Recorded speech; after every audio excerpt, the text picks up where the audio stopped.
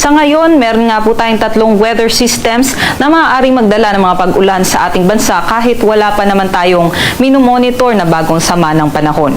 Una dyan yung shear line o itong linya kung saan nagbabanggaan yung hanging amihan at easterlies. Sa ngayon, yung shear line po ay nakakaapekto sa silangang bahagi ng Central and Southern Luzon. Ngayon, nakatutok po yung axis nitong shear line dito po sa may Quezon, Rizal at Laguna. Ngunit inaasahan po natin within the next 24 hours ay aakyat naman po yung axis nitong shear line at maaapektuhan din yung Cagayan, Isabela, Aurora, maging sa may Quirino.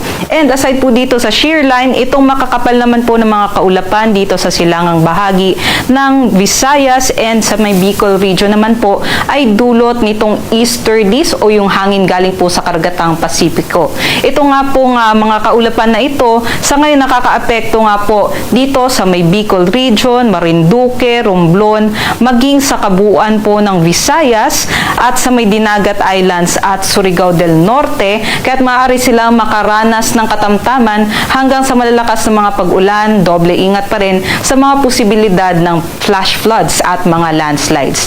Aside nga po dito, patuloy pa rin pong bumubugso yung ating amihan or northeast monsoon sa malaking bahagi ng Luzon. Specifically, sa ngayong araw po, asahan nga po natin, meron po tayong makulimlim na panahon na may mga pag-ambon dito po sa may Metro Manila, sa natitirang bahagi ng Cagayan Valley at Cordillera Administrative Region, natitirang bahagi din po ng Calabarzon, kaya't posible pa rin po yung mga pag-ulan nga dulot nitong amihan. Other parts naman po ng Luzon, dito sa may Ilocos Region at sa may Central Luzon, asahan naman po natin bahagyang maulap hanggang sa maulap lamang yung ating panahon na meron din po tayong mga isolated light rains. Ngunit, malaking bahagi nga po ng Luzon, apektado ng amihan, kaya't magiging malamig ang ating temperatura.